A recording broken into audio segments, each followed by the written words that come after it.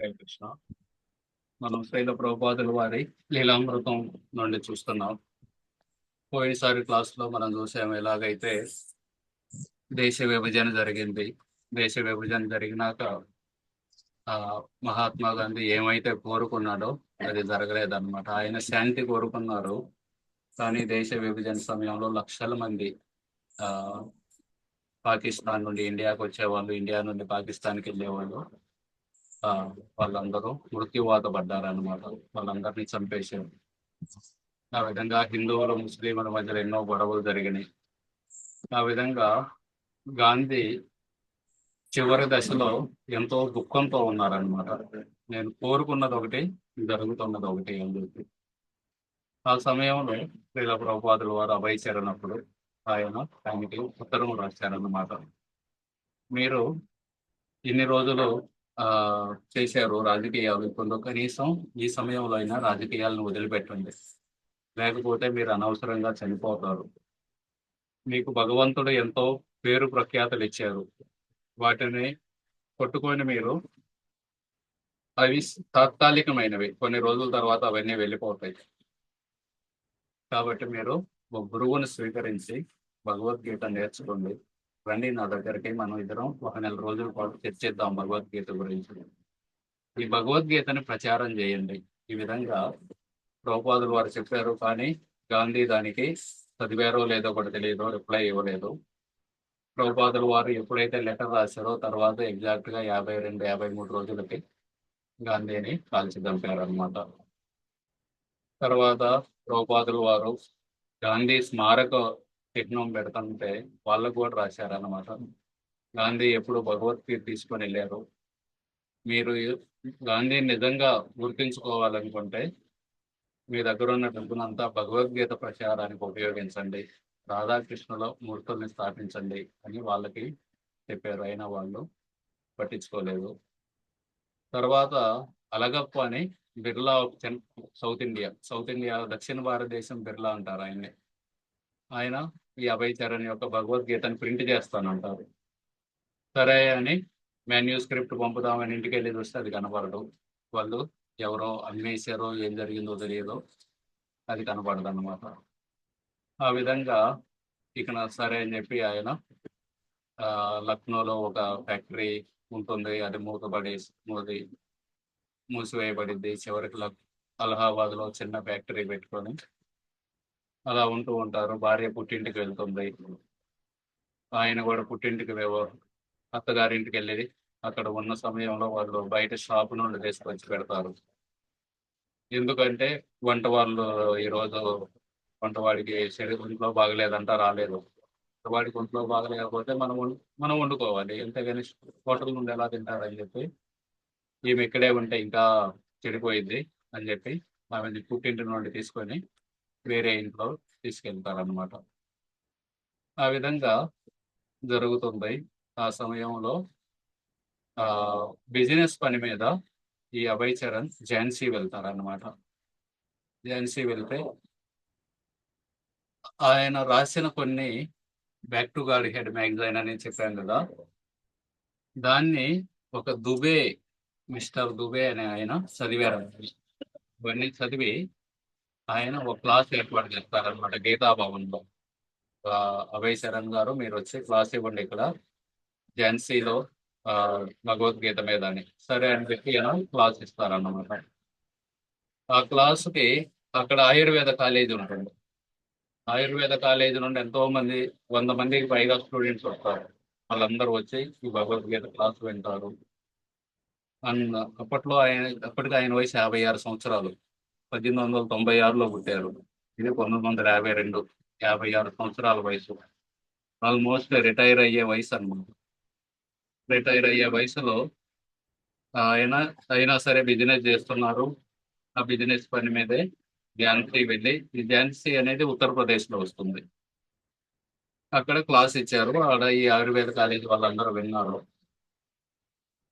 ముఖ్యంగా ఒక అబ్బాయి, 25 ఏళ్ల వయసు అన్నమాట, ప్రభాకర మిశ్రా అని. ఆయన డాక్టర్, ఆయుర్వేద డాక్టర్. ప్లస్ సంస్కృతం కాలేజ్ ఒకటి ఉంటే ఆ కాలేజీలో ప్రిన్సిపల్ కూడా అన్నమాట. ఆ అబ్బాయి బాగా ప్రభావితమయ్యాడు ఈ క్లాస్ విని. ఆ అభయ్ చరణ్ అని చెప్పిన క్లాస్ విని ఈయన శాస్త్రాల నుండి చదువుతున్నారు, ఇవి మానసిక కల్పనలు కాదు అని చెప్పి ఈయనే నా గురువు అని గురువుగా స్వీకరించారనమాట. ఆయన్ని మనసులో స్వీకరించారు. తర్వాత తర్వాత దీక్ష కూడా తీసుకుంటారు. ఈయన ప్రభుపాదుల వారి మొదటి శిష్యులు. ప్రభుపాదుల వారికి ఇండియాలోనే మొదటి శిష్యులు ఉన్నారు 1952లోనే.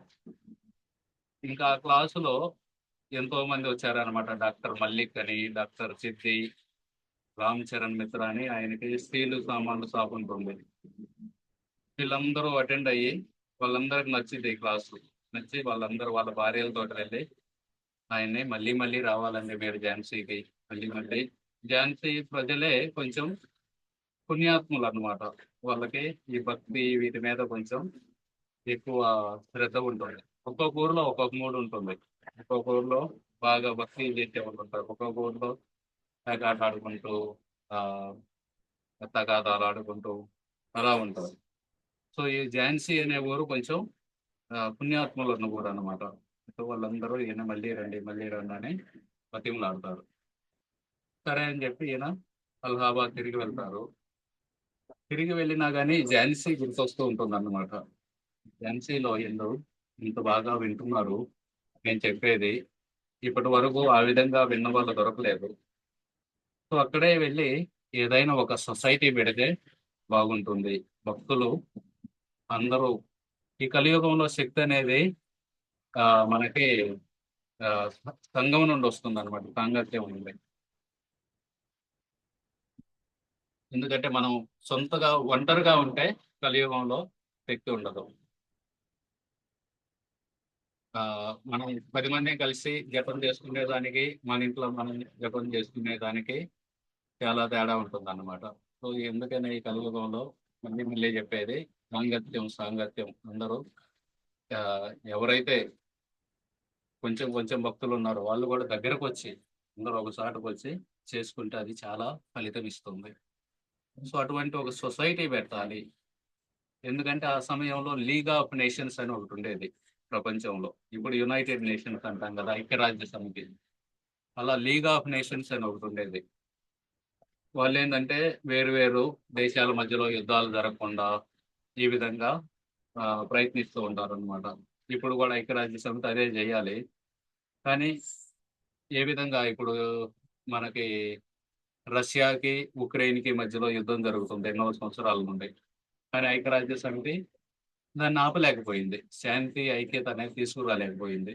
సో అందుకే ప్రభుపాదుల వారు చెప్పారు అనమాట, మీరు అలాంటివి ఎన్నైనా పెట్టుకోండి, ఇక్కడ భగవంతుణ్ణి పూజించినంత కాలం శాంతి ఐక్యత అనేది రానే రావు అని చెప్పారనమాట. చెప్పి ఆ ఈ ఝాన్సీలో వీళ్ళందరూ క్లాసులు వినడానికి చాలా ఉత్సాహంగా ఉన్నారు. అక్కడే ఒక సొసైటీ పెడదాం అని అనుకొని, మరి వ్యాపారం, ఒక అబ్బాయి ఉన్నాడు, వాళ్ళ అబ్బాయి పెద్దోడు అవుతాడు అనమాట అప్పటికి. వాళ్ళ అబ్బాయికి వాళ్ళ మేనల్లుడు ఇంతకుముందు మొదటి క్లాసులో విన్నాం, వాళ్ళ అక్క రాజేశ్వరి అని వితంతు అయ్యి పుట్టింటికి వస్తుంది. వాళ్ళ అబ్బాయి ఉన్నారు తులసి, ఆ తులసికి అలాగే వాళ్ళ అబ్బాయి బృందావన్కి ఇచ్చేసి మీ ఇద్దరు చూసుకోండి అలహాబాద్ వ్యాపారం, నేను ఇక్కడ ప్రచారానికి ఎక్కువ సమయం ఇస్తానని చెప్పి ఝాన్సీ వెళ్తారనమాట. ఝాన్సీలో లీగ్ ఆఫ్ డివోటీస్ అని, లీగ్ ఆఫ్ నేషన్స్ ఉంది కదా, అలా లీగ్ ఆఫ్ డివోటీస్, డివోటీస్ అంటే భక్తులు, అది స్థాపించాలనుకొని వెళ్తారనమాట. ఆ ఝాన్సీ అనేది ఇప్పుడు ఓ సిటీ, కానీ త్రేతాయుగంలో అది ఒక అడవి అన్నమాట. ఆ అడవిలో రాముడు వనవాసంలో ఉన్నప్పుడు రాముడు ఉన్నారనమాట కొన్ని రోజులు అక్కడ. తర్వాత పాండవులు కూడా వాళ్ళు వనవాసంలో ఉన్నప్పుడు వాళ్ళు కూడా ఉన్నారు అక్కడ. తర్వాత తర్వాత రీసెంట్ గా మనం అందరం చరిత్రలో చదివాం, లక్ష్మీబాయి, ఝాన్సీ లక్ష్మీబాయి. ఆమె 1857 సిపాయి తిరుగుబాటు అయింది కదా, అప్పుడు చాలా ప్రముఖమైన పాత్రను పోషించారనమాట ఆమె. సో ఈ విధంగా ఆ, ఝాన్సీ గురించి ఆ, ఉంది. ఈయన రైలు ఎక్కి అలహాబాద్ నుండి ఝాన్సీలో దిగగానే డాక్టర్ శాస్త్రి అని ఆయన వెళ్ళారనమాట ఆయన రిసీవ్ చేసుకోవడానికి. ఆయన తీసుకెళ్లి రైల్వే స్టేషన్కి వెళ్ళి వాళ్ళ ఇంటికి తీసుకెళ్లారనమాట. నాతోటే ఉండండి మీరు, ఎందుకంటే ఆ డాక్టర్ శాస్త్రికి పెళ్లి కాలేదు. ఆయన అప్పుడే బ్యాచిలర్. ఒక 22, 23 సంవత్సరాలు ఉంటాయి. ఆయనకి 2 అంతస్తుల బిల్డింగ్ ఉంటుందన్నమాట. ఆ బిల్డింగ్‌లో ఫస్ట్ ఫ్లోర్‌లో క్లినిక్ ఉంటుంది. డాక్టర్ గదా! ఆయన క్లినిక్ ఉంటుంది. సెకండ్ ఫ్లోర్‌లో ఆయనకు ఒక రూమ్ ఉంటుంది. సో, ఇద్దరం ఈ రూమ్‌లోనే ఉందాం. నేను మీకు ఈ ఊర్లో ఉన్న ప్రముఖులందరినీ పరిచయం చేస్తాను. మీరు వాళ్ళకి ప్రచారం చేయండి. ఆ విధంగా ఈ భక్తి మార్గం అనేది ముందుకెళ్తుంది అని చెప్పి, నేను మీకు ఏ విధంగా సహాయం చేయాలంటే ఆ విధంగా సహాయం చేస్తానని చెప్పి ఈ డాక్టర్ శాస్త్రి ముందుకొస్తారనమాట. ఆ విధంగా వాళ్ళిద్దరూ కలిసి వంట డాక్టర్ శాస్త్రికి ఎవరు లేరు మరి. ఒక్కరే ఉంటారు. సో, ప్రభుపాదులు గారు కూడా ఒక్కరే. సో, వంట చేసుకోవాలి. సో, వాళ్ళిద్దరూ ఒక కుటుంబంలా ఉండి వంట చేసుకొని దాన్ని నైవేద్యం పెట్టి తింటూ ఆ విధంగా ప్రభుపాదుల వారు అటున్నారనమాట. ఆ డాక్టర్ శాస్త్రికి ఆయనకి పగలపూట ఆయన క్లినిక్ వెళ్ళేవాళ్ళు.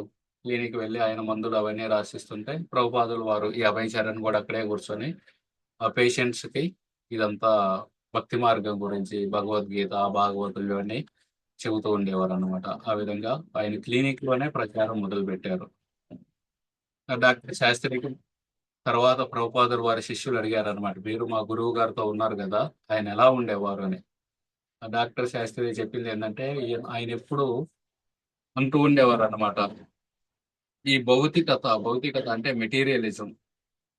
మెటీరియలిజం అంటే ఆత్మ లేదు, పాడు లేదు. మనం చూసేదే నిజం.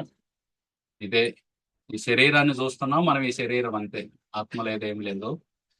మరి లక్ష్యమేంది? జీవిత లక్ష్యం బాగా తినాలి, తిరగాలి, బాగా నిద్రపోవాలి, మైథునం ఇవే అన్నమాట జీవిత లక్ష్యాలు. సో, అటువంటి జీవితం వల్ల హృదయంలో ఎప్పుడూ వెలితుంటుంది. కొరత ఉంటుందన్నమాట. ఆ కొరత ఉంటుంది.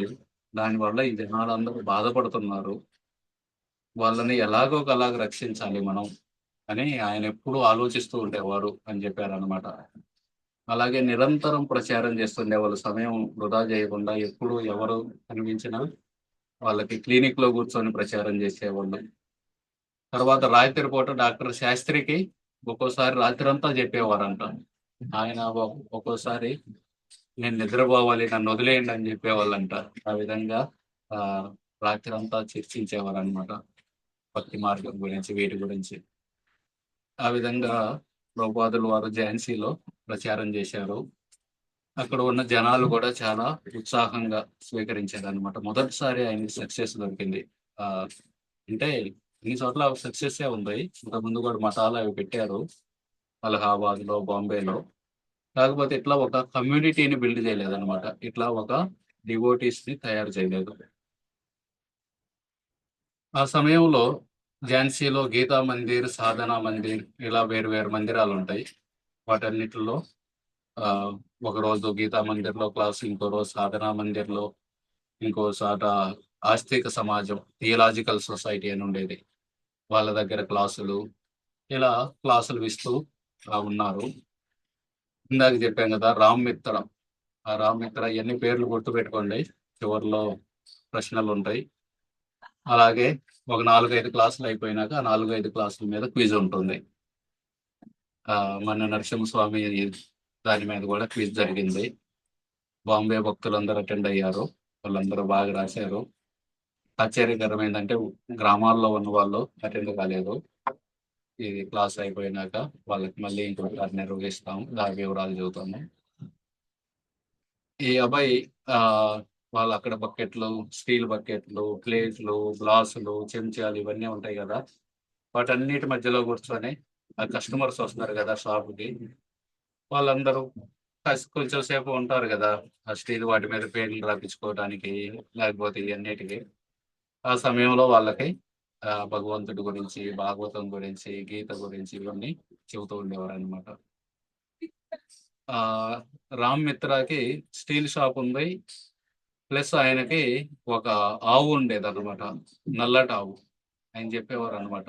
ఆవు గనక నల్లగా ఉంటే దాని పాలు చాలా శ్రేష్టంగా ఉంటాయని.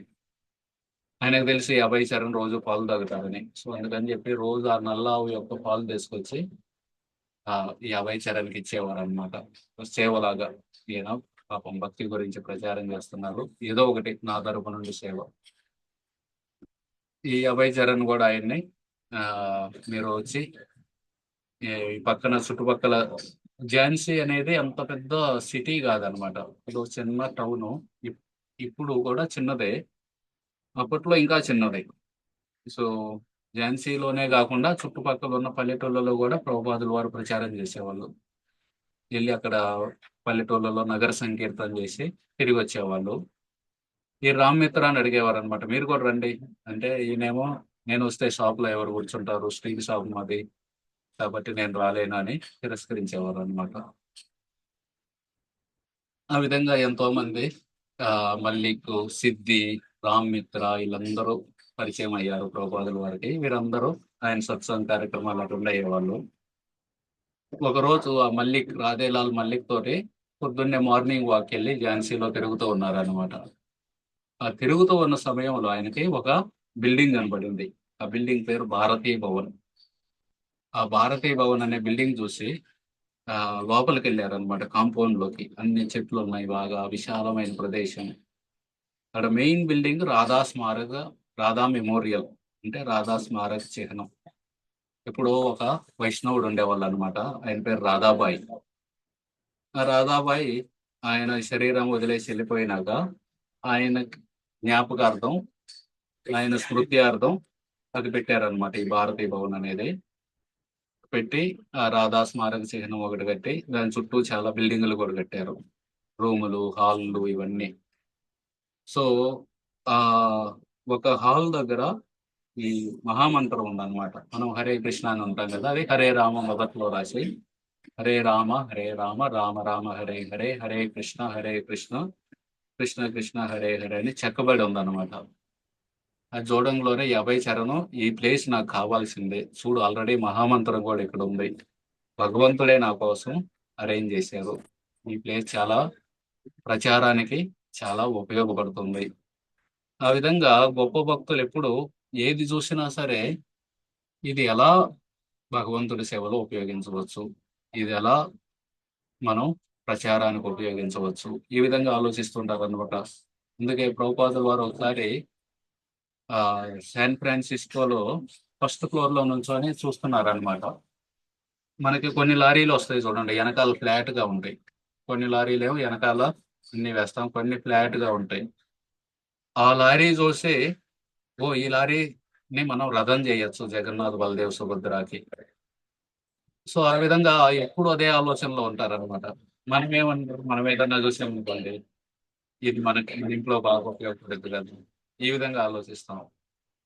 సో ప్రభుపాదుల వారు వెంటనే ఈ బిల్డింగ్ నాకు కావాలి, దీన్ని భగవద్గీత ప్రచారం చేయడానికి ఉపయోగించవచ్చు అని ఆ, చెప్పారనమాట. అక్కడ ఇందాక చెప్పాను కదా, ప్రభాకర్ మిశ్రా అని ఆయన క్లాసులు అటెండ్ అయ్యారు. ఆయన ఆయుర్వేదిక్ డాక్టర్. ఆయన భారతీయ భవన్లో కొన్ని గదుల్లో ఆయన ఉంటున్నారు. ఇంకా మిగతా చాలా గదులు ఉన్నాయి, అవన్నీ ఖాళీగా ఉన్నాయి, వాళ్ళు కూడా ఖాళీగా ఉన్నాయి. ఆయన అడిగారు అనమాట, నేను కూడా ఇక్కడికి వస్తానని. ప్రభాకర్ మిశ్రా, రండి ఇంత ఖాళీగానే ఉంది, మీరు కూడా ఉంటుందంటారు అనమాట. ఇక నా వెంటనే అభయ్ చరణ్ మనసులో ప్లాన్లు అనమాట, ఈ గదిలో కీర్తన చేయడానికి, ఈ గది కిచెన్, ఈ గది, ఈ హాల్ ఉంది కదా ఇక్కడ మన సత్సంగ కార్యక్రమం, ఈ గదిలో బుక్స్ పెట్టుకుంటాం, మొత్తం మెంటల్ గా అన్ని ప్లాన్లు వేసారనమాట. ఆ విధంగా వాళ్ళు ఎప్పుడు ప్రచారం ఎలా చేయాలి, ప్రచారం ఎలా చేయాలని ఆలోచిస్తూ ఉంటారు. మిగతా వాళ్ళు వచ్చి చెప్పారనమాట, ఇది ఆ రాధాబాయి యొక్క స్మృత్యార్థం పెట్టారు. ఆ రాధాబాయి ఆయన శరీరాన్ని వదిలేసి వెళ్ళిపోయారు, ఆ వైష్ణవుడు ఆయన. కానీ వాళ్ళ వంశంలో ఉన్న వాళ్ళందరూ కూడా వేరు వేరు చోట్ల ఉన్నారు. వాళ్ళందరూ వీటిని పట్టించుకోవట్లేదంటే వాళ్ళు డైరెక్ట్ గా చూసుకోరు. వాళ్ళకు ఒక మేనేజర్ ఉన్నారు, రేవా శంకర్ బయాల్ అని. ఆయన చూసుకుంటుంటాడు వాళ్ళ ఎస్టేటు, వాళ్ళ ఆస్తులు వీటన్నిటిని. ఆయన అడగాలి మనం ఇస్తారో లేదో అని. అనగానే ప్రభుపాదుల వారు అంటే, అలా ఎందుకు ఇవ్వడం, దీని పేరే రాధా మెమోరియల్, రాధారాణి పేరు ఉందంటే అది కృష్ణుడి సేవలో ఉపయోగించాల్సి కదా. ఆ విధంగా ఆయన చెబుతారనమాట. చెప్పి ఇంకా చివరికి ఆ ఆ రేవాశంకర్ బయాల్ దగ్గరికి వెళ్తారనమాట. ఈ రేవాశంకర్ బయాల్ అనే ఆయనకి ఇందాక చెప్పాం కదా స్టీల్ షాప్ ఓనర్ అని, రామ్ మిత్ర, ఆయనకు ఫ్రెండ్ అయ్యాన. సో వీళ్ళందరూ వెళ్తారు, డాక్టర్ మల్లిక్, డాక్టర్ సిద్ది, డాక్టర్ రామ్ మిత్ర, ఇంకొక మాతాజీ ఉంటారు సూర్యముఖి శర్మ అని. వీళ్ళందరూ వెళ్ళి, ఈయన వచ్చారు అభయ్ చరణ్ అని, కలకత్తా నుండి వచ్చారు, ఈయనకి శాస్త్రాల మీద మంచి పట్టు ఉంది, ఈయన క్లాసులు ఇస్తారంట ఇక్కడ. ఆయనకి ఎలాగో ఈ ప్లేస్ ఖాళీగానే ఉంది కదా, భారతీయ భవన్ ఎవరు ఉపయోగించుకోవటం లేదు, ఆయన ఉండనివ్వండి ఆయనకి అని వీళ్ళందరూ వెళ్ళి ఈయన తరపున వాళ్ళందరూ అభ్యర్థించారు. వెంటనే రేవా శంకర్ భయాలున్నా ఉండండి, మీరు మీకేం ఇబ్బంది లేదు, మేము ఎలాగూ ఖాళీగానే ఉంది అది, మీరు యూజ్ చేసుకుంటే మంచిదే, ఎన్నాళ్ళు కావాలంటే అన్నాళ్ళు ఉండండి అని ఆయన చెబుతారనమాట. చెప్పగానే ఇక ఈయన ప్లేస్కి వెళ్తారు. ఇప్పటి వరకు డాక్టర్ శాస్త్రి వాళ్ళ ఇంట్లో ఉన్నారు సెకండ్ ఫ్లోర్ లో. శాస్త్రి ఆయన కలిసి వంటలు వండుకుంటూ ఇప్పుడు ఇక్కడికి వచ్చారన్నమాట. ఈ భారతీయ భవన్ కి వచ్చారు. భారతీయ భవన్ కి వచ్చి వెంటనే ఒక డాక్యుమెంట్ తయారు చేశారనమాట. ఇది ఒక సంస్థ, లీగ్ ఆఫ్ డివోటీస్ అనే సంస్థ. లీగ్ ఆఫ్ డివోటీస్ అంటే భక్తుల యొక్క సమితి లేదా భక్తుల యొక్క సంఘం. ఇందులో ఉండాలంటే వాళ్ళు ఏం పాటించాలి, వాళ్ళు మాంసాహారం తినకూడదు, వాళ్ళు వ్యభిచారం చేయకూడదు, వాళ్ళు జూదం ఆడకూడదు, వాళ్ళు మద్యపానాలు తీసుకోకూడదు, ఇంకా వాళ్ళు భగవంతుడికి భక్తి చేయాలి. ఈ సంస్థ నుండి మనం పుస్తకాలు ప్రింట్ చేస్తాం, భగవద్గీత ఇలాంటి, భాగవతం ఇలాంటి పుస్తకాలు, అలా మొత్తం ఒక పెద్ద డాక్యుమెంట్ తయారు చేశారనమాట. ఆ డాక్యుమెంట్ లో ఆయన మెన్షన్ చేస్తారనమాట, ఈ సంస్థ కేవలం ఝాన్సీ కాదు, ముందు ముందు మాకు ప్రపంచం మొత్తంలో అన్ని దేశాల్లో కూడా కేంద్రాలు ఉంటాయి, సెంటర్స్ ఉంటాయి. ఆ విధంగా ప్రస్తావిస్తారనమాట. ఆయనకి ప్రభుపాదుల వారికి మొదటి నుండే ఈ ఇంటర్నేషనల్ సొసైటీ ఇది కేవలం ఒక చిన్న పల్లెటూరుకో దేని గురించో కాదు. అలాగే ఎవరు రావచ్చు ఇందులోకి, ఏ కులం వాళ్ళు రావచ్చు, ప్రతి కులం వాళ్ళు, ప్రతి మతం వాళ్ళు, ప్రతి జాతి వాళ్ళు, నల్ల వాళ్ళు, తెల్ల వాళ్ళు, ఎర్ర వాళ్ళు, గోధుమ రంగు వాళ్ళు, మనమందరం గోధుమ రంగు వాళ్ళం ఇండియన్స్. ఇలా ప్రతి రంగు వాళ్ళకి, ప్రతి మతం వాళ్ళకి, ఎవరు వీళ్ళు రావచ్చు వీళ్ళు రాకూడదని ఒక విచక్షణ అనేది ఆ, ఏమీ లేదు, డిస్క్రిమినేషన్ ఏమి లేదు అని, వివక్ష అనేది లేదు అని చెబుతారనమాట. అని చెప్పి ఆ, లక్నో వెళ్ళి ఆ సంఘాన్ని, లీగ్ ఆఫ్ డివోటీస్ అని ఇంగ్లీష్లో దాన్ని రిజిస్టర్ చేయించి మళ్ళీ తిరిగి వస్తారనమాట. ఇది ఫోటో. ఈ లోపల ఉంది కదా, ఇది కాంపౌండ్ వాళ్ళు. ఈ లోపల ఉన్నదంతా ఇక్కడ ఈ ఫోటోలో ఆ బిల్డింగ్లన్నీ రాలేదు, కాకపోతే విశాలమైన ప్రదేశం అన్నమాట. ఈ ప్రహరీ గోడ మీద ప్రభుపాదుల వారు రాశారనమాట, ద లీగ్ ఆఫ్ డివోటీస్ అని. తర్వాత ఇప్పుడు తీసిన ఫోటో ఇది. మొట్టమొదటి ఇస్కాన్ పెట్టింది 1965లో న్యూయార్క్ లో, కానీ దానికంటే ముందే ద లీగ్ ఆఫ్ డివోటీస్ అని ఒక సొసైటీని పెట్టారు ప్రభుపాదుల వారు 1952లోనే. ఆ పెట్టి ఇక్కడ నుండి ప్రచారం చేద్దామని ప్రయత్నించారు. అక్కడ ఉన్నప్పుడు ఆయన షెడ్యూల్ ఇలా ఉండేది అనమాట. పొద్దున్నే 4 గంటలకు నిద్ర లేచేవాళ్ళు, పక్కనే ప్రభాకర్ మిశ్రా నిద్రపోతూ ఉంటారు, ఆయన లేపేవాళ్ళు. నేను 4 నుండి 5 వరకు రాసేవారు అన్నమాట. అప్పట్లో back to God head magazine అని చెప్పాను కదా, కాకపోతే అది ప్రింట్ చేయడానికి డబ్బులు లేవు. సరే డబ్బులు లేకపోతే లేకపోయినాయి, కనీసం రాసి ఉంచుకుంటే తర్వాత ఎప్పుడన్నా డబ్బులు వస్తే అప్పుడు ప్రింట్ చేసుకోవచ్చు అని రోజు 4 నుండి 5 వరకు ఉదయాన్నే రాసేవారు. 5 నుండి 5:30 వరకు ఆ క్యాంపస్ లోనే తిరిగేవారు, మార్నింగ్ వాక్. 5:30కి స్నానం చేసి జపం చేసుకునేవాళ్ళు 7 వరకు. తర్వాత 8 అప్పుడు భాగవతం క్లాస్ 7 అప్పుడు భాగవతం క్లాస్కి ఎక్కువ సార్లు ఆయన ఒక్కరే ఉండేవారు అనమాట, ప్రభాకర్ మిశ్రా అని. ఆయన ఒక్కరే శ్రోత, ఇక మిగతా వాళ్ళందరూ ఎవరు రారు పొద్దున్నే. అయినా సరే ఆయన ఒక్కడికే క్లాస్ ఇచ్చేవారు. మళ్ళీ 8 నుండి 10 వరకు టైపింగ్ చేయటం, రాయటం, మళ్ళీ ఆ, ఇంతకుముందు రాసిన వాటిని టైప్ చేయటం, మళ్ళీ ఇంకా టైం మిగిలితే రాయడం. మళ్ళీ వీళ్ళిద్దరే ఉంటారు, ప్రభాకర్ మిశ్రాను ప్రభుపాదుల వారు చెబుతారనమాట ఆయనకి. ఆ ప్రభాకర్ మిశ్రా బయట హోటల్లో తింటుంటారనమాట. మిశ్రా అనేది బ్రాహ్మణుల యొక్క ఇంటి పేరు. అరే నువ్వు బ్రాహ్మణుడివి, బయట హోటల్లో తింటున్నావు, అట్లా ఎట్లా కుదిరిద్ది అని చెప్పి రా నాతో పాటు రా అని చెప్పి ఆయన కోసం వంట చేసి నైవేద్యం పెట్టి ఆయనకి ప్రసాదం పెట్టేవారు అనమాట. మళ్ళీ మధ్యాహ్నం పూట ఆ ఝాన్సీలో రకరకాల ఎవరెవరైతే సహాయం చేయగలరు అనుకుంటున్నారో ఈ భక్తి మార్గానికి, ఈ ప్రచారానికి, వాళ్ళని వెళ్ళి కలవడం, ఏ విధంగా మీరు సహాయం చేస్తారని అడగడం. మళ్ళీ సాయంత్రం పూట ఎవరో ఒకరు పిలుస్తారనమాట. మా ఇంట్లో కీర్తన చేయండి, మా ఇంట్లో క్లాస్ చెప్పండి అని. సో వాళ్ళ ఇంటికి వెళ్ళి కీర్తన క్లాస్ చెప్పి మళ్ళీ తిరిగి రావటం, తిరిగి వచ్చి పడుకోవటం, మళ్ళీ ఉదయం 4కి లేవడం, మళ్ళీ రాయడం, నడక, స్నానం, జపం, భాగవతం, మళ్ళీ రాయటం, భోజనం చేయటం, వేరు వేరు వ్యక్తులను కలవటం, మళ్ళీ సాయంత్రం ప్రచారం. ఈ విధంగా 6 నెలల పాటు ఆ, చేశారనమాట. ఈ లోపులోనే మే 16, 1953లో గ్రాండ్ ఓపెనింగ్ అన్నమాట. ముందు కొన్నాళ్ళు ఆయనే ఉన్నారు. రిజిస్టర్ చేయించినాక అందరిని ఝాన్సీలో ఉన్న వాళ్ళందరిని పిలిచారనమాట. మేము ఒక సంస్థను పెట్టాము, ద లీగ్ ఆఫ్ డివోటీస్ అని. మీరందరూ రండి అని చెప్పి అందరినీ వచ్చి పొద్దుటి నుండి సాయంత్రం వరకు వచ్చిన వాళ్ళందరికీ ప్రసాదం, కీర్తన కంటిన్యూస్ గా సాయంత్రం వరకు, మళ్ళీ పుస్తకాల నుండి చదవటం, అవన్నీ చేసి చివరికి సాయంత్రం పూట ఎక్కువ మంది వస్తారు. ఆ సమయంలో ఈ అభయ్ చరణ్ భగవద్గీత అధ్యాయం 9 నుండి క్లాస్ ఇచ్చారనమాట. వాళ్ళందరికీ క్లాస్ చెప్పి ఆ లీగ్ ఆఫ్ డివోటీస్, ఆ భక్తుల యొక్క సమితి, దాని యొక్క ఉద్దేశం ఏంటి, వాళ్ళ యొక్క లక్ష్యాలు ఏంటి, ఇవన్నీ చెప్పి వాళ్ళందరికీ ఒక చిన్న బుక్లెట్ ఇస్తారనమాట. 16 పేజీలు ఉంటాయి అందులో. అందులో రాశారనమాట ఏమేమి చేస్తామని ఇక్కడ మేము, ఏమిటి మా ఉద్దేశం అని. అంత గ్రాండ్ ఓపెనింగ్ అంటే అక్కడ లోకల్ న్యూస్ పేపర్ ఉంటుంది. ఆ న్యూస్ పేపర్ వాళ్ళు కూడా పబ్లిష్ చేశారనమాట. ఇలా లీగ్ ఆఫ్ డివోటీస్ అనేది ఝాన్సీలో ప్రారంభమైంది. అలాగే కేశవ్ మహారాజుకి ఒక పత్రిక ఉండేది, గౌడీయ పత్రిక అని. దాంట్లో వాళ్ళు కూడా రిపోర్ట్ రాశారు, ఇట్లా ఝాన్సీలో ఒక సంస్థ మొదలైంది అని.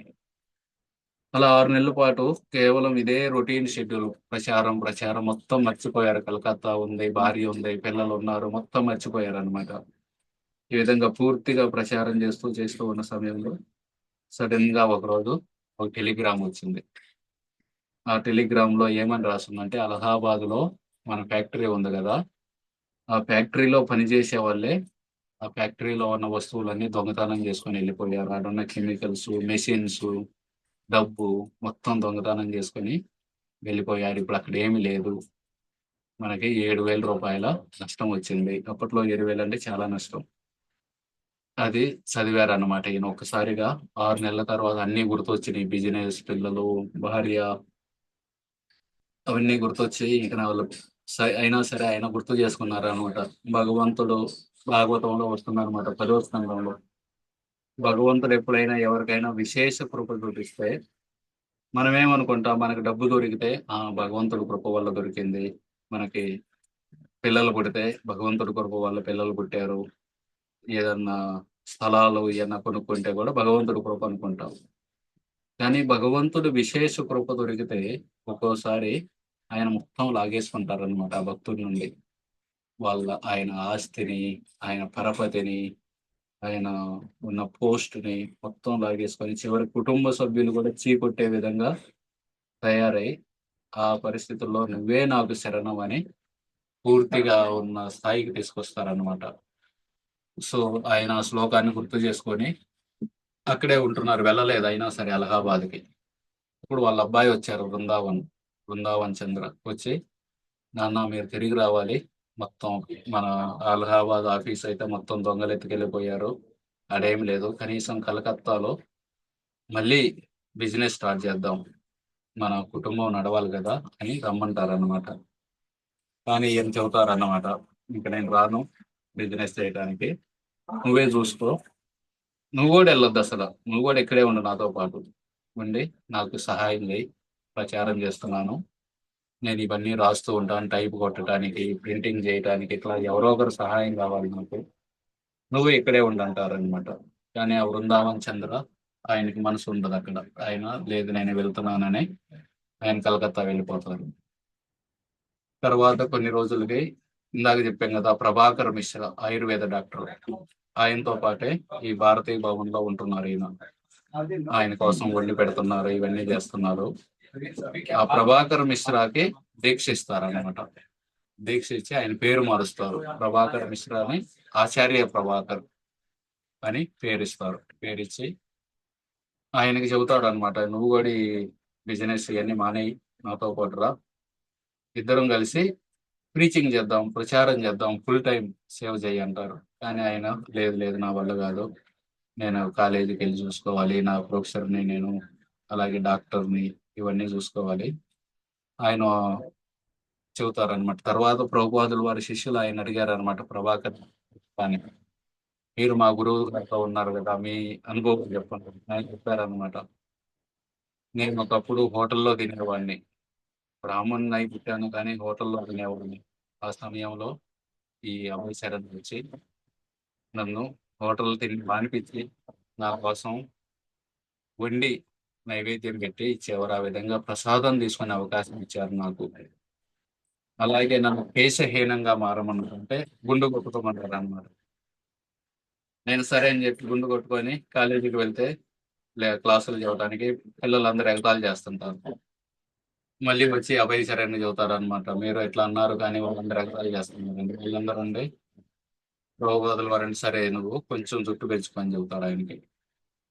అలాగే నాకు దీక్ష ఇచ్చి ప్రభాకర్ మిశ్రా అనే పేరు నుండి ఇక నుండి మిశ్రా అని రాయిగా ఆచార్య ప్రభాకర్ అని మార్చారు నన్ను.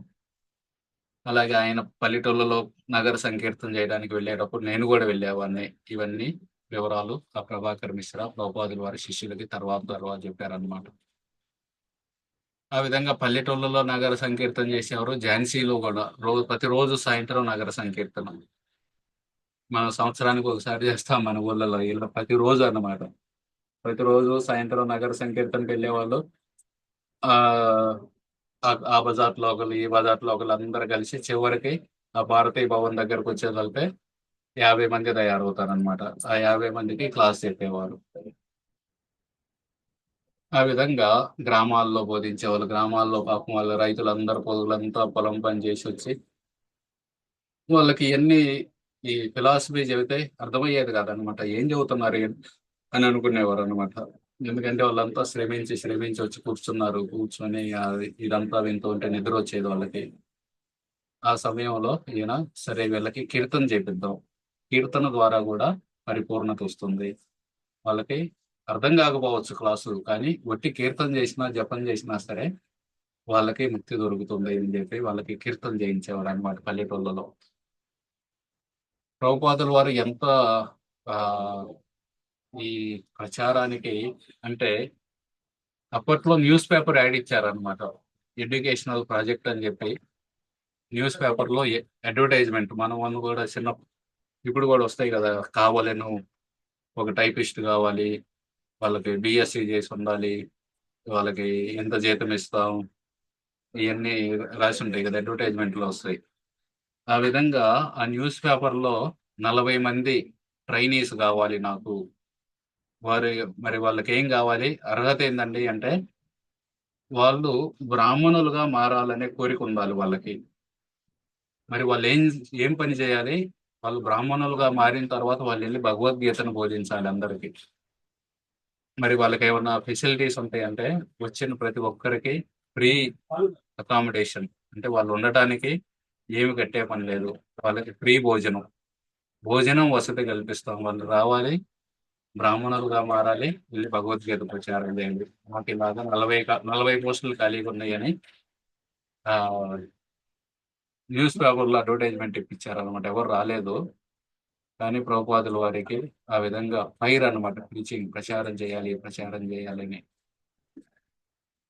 తర్వాత కొన్ని రోజులకి ఆ ఈయన ఆల్రెడీ లీగ్ ఆఫ్ డివోటీస్ భక్తుల సమితి అని పెట్టారు కదా, లక్నోలో రిజిస్టర్ చేయించారు. ఉంటుంది ఆ ప్లేస్ లో భారతీయ భవన్ అనేది, ఆ రేవా శంకర్ భయాలు ఆ మేనేజర్ ఇచ్చిన ప్లేస్. కాకపోతే ఆయన అనుకుంటారు ఇది పర్మనెంట్ గా వస్తే మనకి మంచిది కదా అని చెప్పి ఆ రేవా శంకర్ భయాల దగ్గరికి వెళ్ళి చెబుతారు అనమాట, ఇది ప్లేస్ నాకు పర్మనెంట్ గా ఇవ్వండి, ఆ గిఫ్ట్ డీడ్ గా అని అడిగితే ఆయన సరే ఇస్తాను, 500 రూపాయలు చెల్లించండి, మీకు ఇచ్చేస్తాను అంటారు. కానీ ఈయన దగ్గర 500 కూడా లేవు ఆ సమయంలో. ఎందుకంటే అలహాబాద్ లో ఫ్యాక్టరీ మూతపడింది, 7,000 లాసు. ఇప్పుడిప్పుడే మే 16వ తారీఖు, ఇవాళ మే 14, ఇంకా 2 రోజుల తర్వాత 72 సంవత్సరాల క్రితం ప్రభుపాదులు వారి ఈ సంస్థను పెట్టారు. దానికి పొద్దుటి నుండి సాయంత్రం దాకా వచ్చిన వాళ్ళందరికీ ప్రసాదాలు పెట్టి ఇవన్నీ పెట్టి 3000 ఖర్చు అయింది. సో 500 లేవన్నమాట ఈయన దగ్గర. ఇంకా ఈయన క్లాసులకు వచ్చే వాళ్ళందరూ కూడా స్టూడెంట్స్, పాపం వాళ్ళ దగ్గర కూడా డబ్బులు లేవు. అందరూ కలిసి కూడా 500 జమ చేయలేకపోతారు.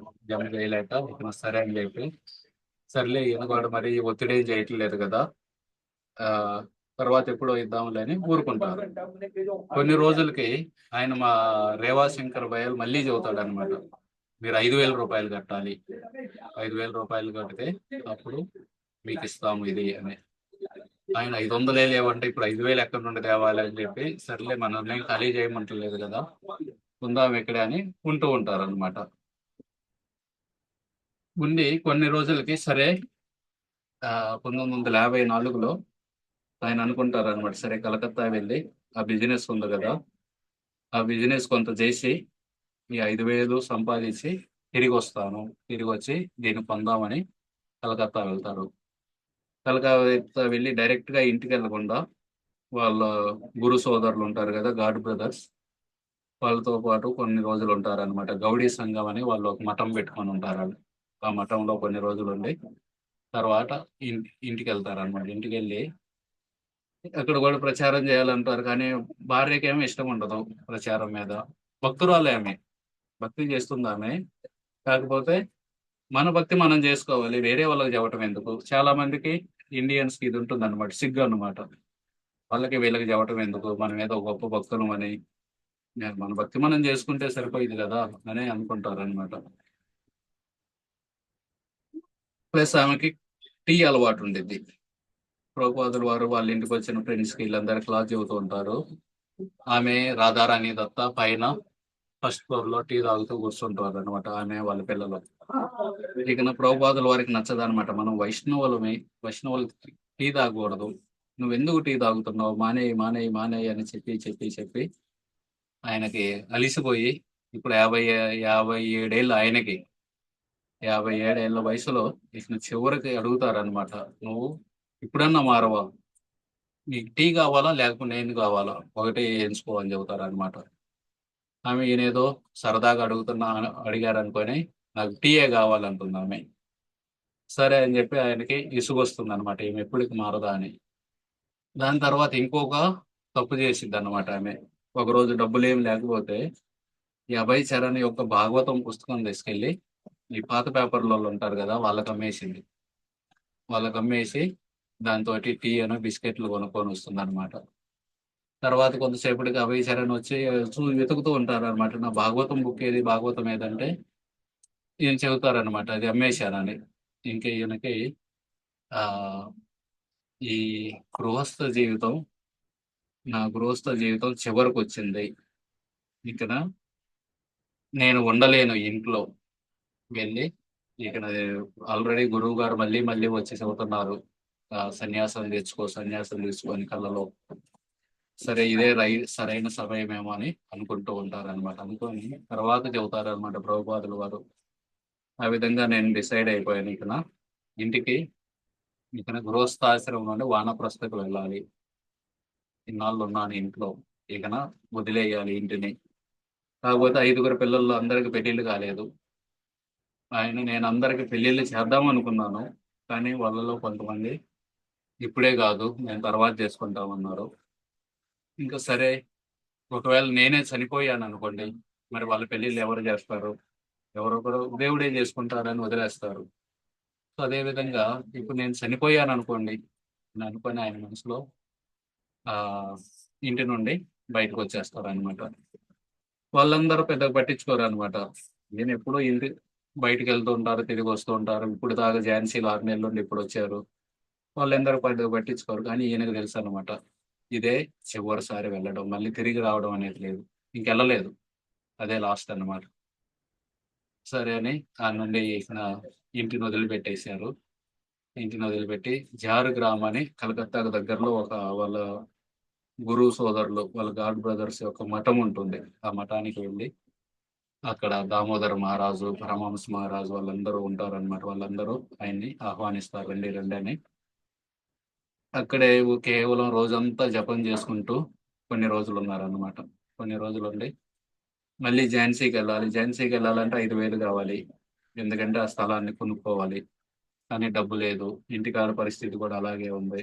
వాళ్ళే వాళ్ళ అబ్బాయి కష్టపడి ఏదో చిన్న ఫ్యాక్టరీ నడుపుతున్నాడు. ఇకను సరే అని చెప్పి ఆయన ఒక చైతన్య మహాప్రభు యొక్క మూర్తిని కొనుక్కొని ఝాన్సీకి వెళ్తారనమాట. ఝాన్సీకి వెళ్తే ఆయన ప్రదేశం ఇప్పుడు కూడా ఉంది. ఆ భారతీయ భవన్ ఇప్పుడు కూడా ఉంది. కానీ ఈయన పేరు మీద లేదు. ఈయన పేరు మీద రావాలంటే 5,000 కట్టాలి. కానీ ఈయన దగ్గర డబ్బులు లేవు. అదే సమయంలో లీలావతి మున్షి అని ఒక ఆమె ఉందన్నమాట. ఈమె కాంగ్రెస్ లీడర్ అప్పట్లో. ఆ, ఈమె బాంబేలో ఎమ్మెల్యే ఒకప్పుడు. ఈ స్వాతంత్రం రాకముందు బాంబేలో ఎమ్మెల్యేగా ఉన్నారు ఆమె. కాంగ్రెస్ లీడర్ ఆమె ఝాన్సీలో ఒక మహిళా సమితి, మహిళా మండలి పెట్టాలనుకుంటారు అనమాట. పెట్టాలని ఎక్కడ పెడదాం, ఎందుకంటే వాళ్ళందరికీ కొంచెం టైపింగ్ ఇవన్నీ నేర్పుదాం అని, ఉమెన్ ఎంపవర్మెంట్ అన్నమాట. వాళ్ళు అనుకుంటే ఆ ఇందాక చెప్పాం కదా, సూర్యముఖి శర్మ అని ఒక ఆమె, ఆమె వెళ్ళి రేవాశంకర్ బయల్ని బతిమలాడతారు, ఈయనకి ఇవ్వండి అభయ్ చరణ్కి. ఆమె చెబుతారన్నమాట సలహా. ఆమె చెబుతారు, ఇట్లా ఒక ప్రదేశం ఉంది భారతీయ భవన్ అని, అది తీసుకోండి మీరు. ఆడ అభయ్ చరణ్ అని ఒక ఆయన ఉన్నారు. ఆయన దాన్ని కొనుక్కోవాలనుకున్నారు కానీ ఆయన దగ్గర డబ్బులు లేవు, మీరు తీసుకోండి అని. ఈ లీలావతి మున్సికి వెళ్ళి చూస్తారన్నమాట, ఆ ప్లేస్ బాగుంది ఇది అని. వాళ్ళ భర్త గవర్నరు కేఎం మున్షి అని. మా రాధా గోపీనాథ్ మందిరం కూడా కేఎం మున్షి మార్గులో ఉందన్నమాట. ఆయన పేరు మీద ఉంది ఈ బజారు, బాంబేలో. ఆ కేఎం మున్షి భార్య అన్నమాట ఆమె. సరే నాకు ఇది కావాలనుకుంది అనమాట ఆమె. అని ఇంకా ఈయన అడుగుతారనమాట, మీరు ఖాళీ చేయండి అని. ఈయనుండి అలా ఎలా ఖాళీ చేస్తాం, మీరు ఉమెన్ మీరు మహిళల కోసం చేస్తున్నారు. అది కూడా ఈ ఝాన్సీలో ఉన్న మహిళల కోసం. కానీ నేను చేసేది ప్రతి ఒక్కరికి, మహిళలకి, పురుషులకి, పిల్లలకి, వృద్ధులకి, ప్రతి ఒక్కరికి. ఝాన్సీ వాళ్ళకే కాదు, ప్రపంచం మొత్తానికి. ఇది చాలా గొప్ప సేవ. దయచేసి వేరే ఏ ప్లేస్ అన్నా చూసుకుని అంటారు. కానీ వాళ్ళు పట్టుబడతారు అనమాట, లేదు మాకు ఈ ప్లేసే కావాలని. ఇక నా డైరెక్ట్ గా ఈయన మీద ఒత్తిడి లేకుండా మిస్టర్ బయాల్ అని ఉంటాడు కదా, రేవాశంకర్ బయాల్ మేనేజర్. ఆయనకు ఒక సినిమా హాల్ ఉండేది. ఆ సినిమా హాల్ ప్రతి సంవత్సరం రెన్యూ చేసుకోవాలి. కలెక్టర్ కి చెబుతారు అనమాట, ఆ ప్లేస్ ఇస్తేనే ఆయనకి రెన్యూ చేసేది, లేకపోతే ఇవ్వద్దని. ఇంకా ఆ మేనేజర్ మీద కూడా ప్రెజర్ ఉంటుంది అనమాట. ఈమె లీలావతి మున్షి అని. వీళ్ళందరూ కాంగ్రెస్ లీడర్లు అప్పట్లో. ఈ మధ్యలో మూడో ఆమె, ఎడమ వైపు నుండి మూడో ఆమె ఈమె లీలావతి మున్షి. మహిళా మండలి పెట్టుకోవడానికి ప్రభుపాదులు వారు లీగ్ ఆఫ్ డివోటీస్ అయితే ఎక్కడైతే పెట్టారో దాన్ని ఖాళీ చేసి మాకు ఇవ్వండి, మేము మహిళా మండలి పెడతామంటారు వీళ్ళు. ఇక ఆయన పాపం ఆమెకి ఉత్తరం రాస్తారనమాట, అమ్మ వదిలేయండి ఇది మా కోసం, ఇది చాలా మంచి సేవ. మీ భర్త కేఎం మున్సి కూడా నా పనిని మెచ్చుకున్నారు, చూడండి ఈ లెటరు. ఆయన నాకు లెటర్ పంపారు, 100 రూపాయల డొనేషన్ కూడా ఇచ్చారు.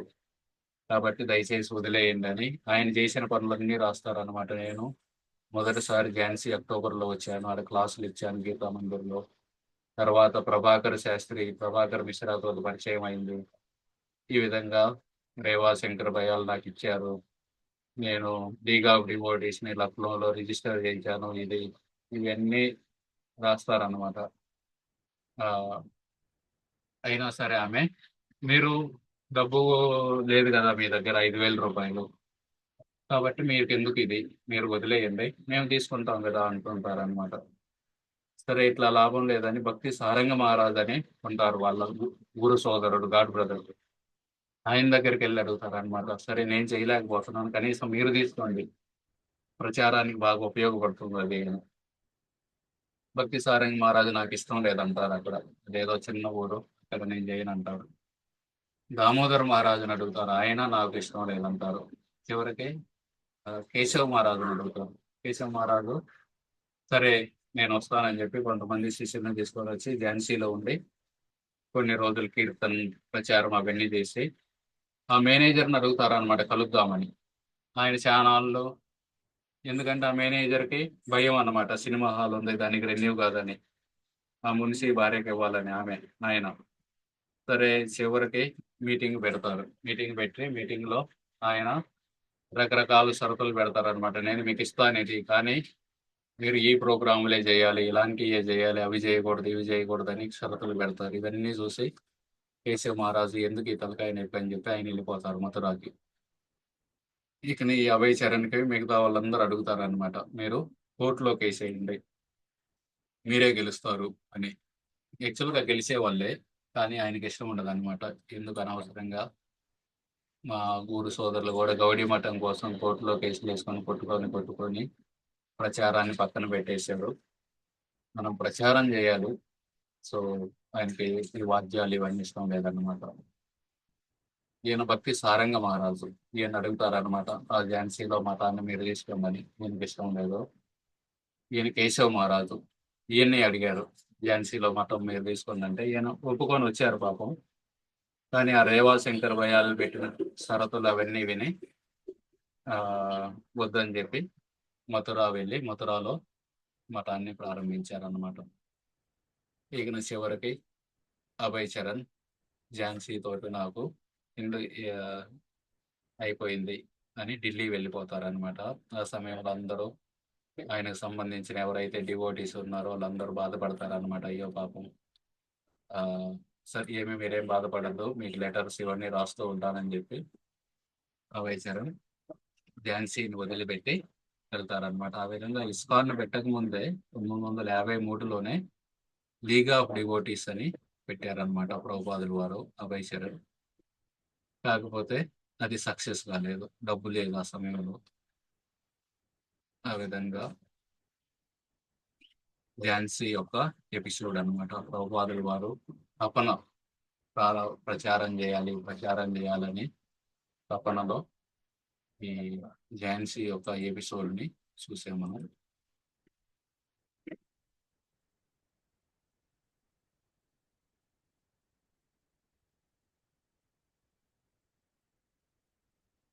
ప్రభుపాదుల వారు ఝాన్సీలో మొట్టమొదటిసారి ఎక్కడ క్లాసులు ఇచ్చారు?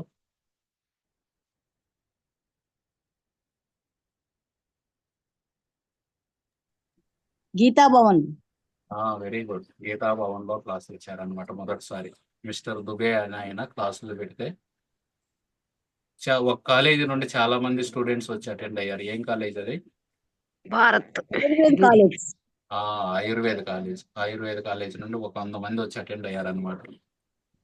వాళ్ళందరూ మళ్ళీ మళ్ళీ రాండి అంటే సరే అని చెప్పి ఈయన మళ్ళీ వెళ్తారు ఝాన్సీకి. అక్కడ శాస్త్రాల్లో ఉన్న వాళ్ళు ఎవరున్నారు ఝాన్సీలో ఒకప్పుడు? త్రేతాయుగం నుండి, ద్వాపర యుగం నుండి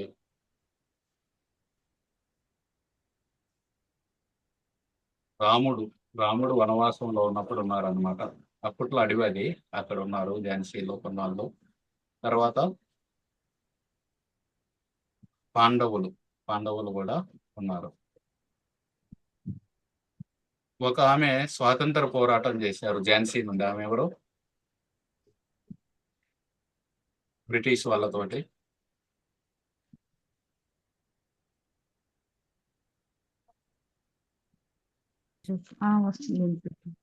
ఝాన్సీ లక్ష్మీబాయి. లక్ష్మీబాయి, ఝాన్సీ లక్ష్మీబాయి.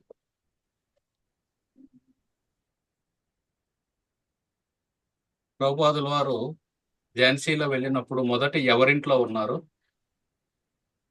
ప్రభాకర్ మిశ్రా ఆయుర్వేద డాక్టర్. అది తర్వాత రామ రామ్ మిత్ర కాదు. రామ్ మిత్ర అని ఆయన స్టీల్ షాప్ ఉంది ఆయనకి. ప్రభాకర్ మిశ్రా డాక్టర్ ప్రభుజీ.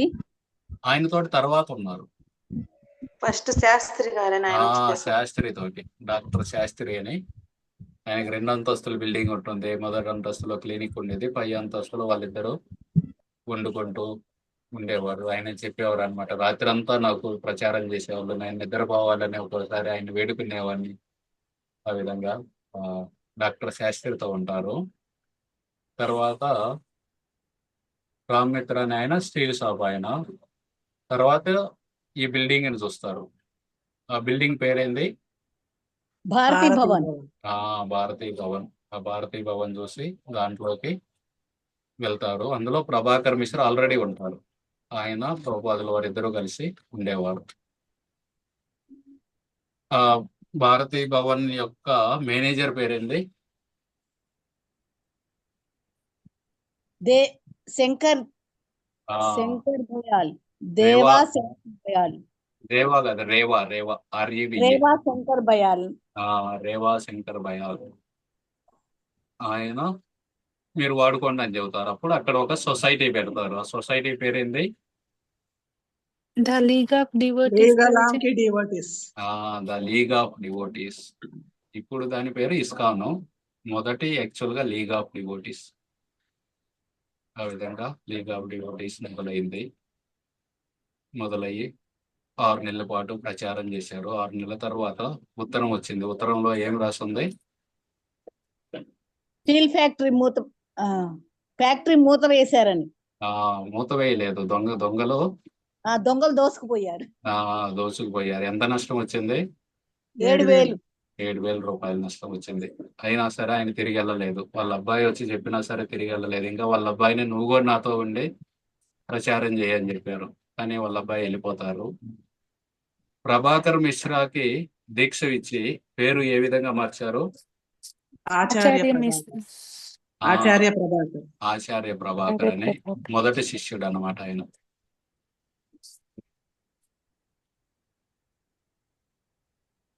ఆ లీగ్ ఆఫ్ డివోటీస్ ని మీ పేరు మీద రావాలంటే ఇంత డబ్బు కట్టమని చెప్పారు రేవా శంకర్ బయాల్. ఎంత? 500. మొదట 500, తర్వాత 5,000. ఆయన నేను కట్టుకోలేను అని చెప్పి సరే అని కలకత్తా వెళ్తారు. పాపం కలకత్తా వెళ్ళి కొన్నాళ్ళు మళ్ళీ ఏమన్నా డబ్బు సంపాదించచ్చా అని. ఆ సమయంలో వాళ్ళ భార్యకి 2 ఆప్షన్స్ ఇస్తారు. నీకు ఇది కావాలా, ఇది కావాలా, సెలెక్ట్ చేసుకొని. ఏంటి అవి? టీయా నేనా? టీ కావాలా, నేను కావాలా? ఆమె ఏమని కావాలంది? టీయే కావాలని. ఆమె టీ కావాలంది. సరే సరే అని అప్పటికే ఆయన సరే అనుకున్నారు. కానీ ఆమె ఎప్పుడైతే భాగవతం అమ్మేసిందో పాత పేపర్ల వాళ్ళకి, ఇక ఆయన పిల్లలకు పెళ్లిళ్ళు కాలేదు. యాక్చువల్గా చేసి వెళ్దాం అనుకున్నారు వానప్రస్థ ఆశ్రమానికి. కానీ వాళ్ళు మేము కొన్నాళ్ళు ఆగుతామన్నారు. ఇక నా సరే నేను చనిపోయినా కానీ, ఇప్పుడు చనిపోయినా కానీ ఎవరో ఒకరు చూసుకుంటారు కదా, సో నేను చనిపోయాను అనుకో అని చెప్పి ఇంకా ఆయన ఇల్లు వదిలిపెట్టి వెళ్ళిపోతారు అన్నమాట. ఇల్లు వదిలిపెట్టి వెళ్ళి డబ్బులు లేవు. సరే అక్కడే ఉండి భారతీయ భవన్లో ప్రచారం చేద్దాం అనుకున్న సమయంలో ఒక మాతాజీ వచ్చి మాకు మహిళా మండలి కావాలి ఆ ప్లేస్ అంటారు. ఆమె పేరేంది? లీలావతి.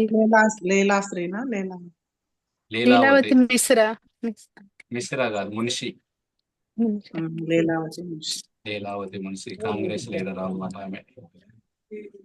ఇంకా సరే అని చెప్పి ఆయన ఆమెను బతిమలాడతారు. అయినా సరే ఆమె వినదు.